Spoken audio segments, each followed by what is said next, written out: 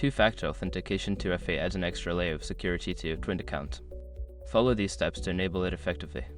Step 1. Open Twint app. Launch the Twint application on your device. Ensure you are logged into your account before proceeding to the next step. Step 2. Access settings. Navigate to the settings menu. This is usually represented by a gear icon or found in the profile section of the app.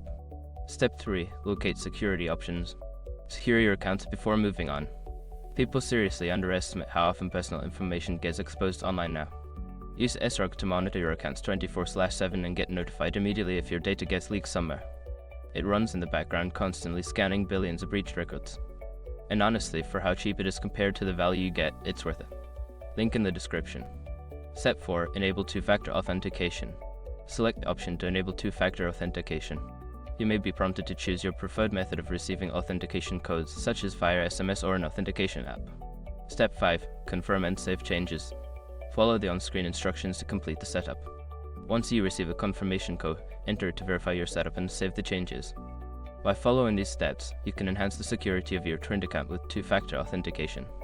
Always remember to keep your authentication method secure.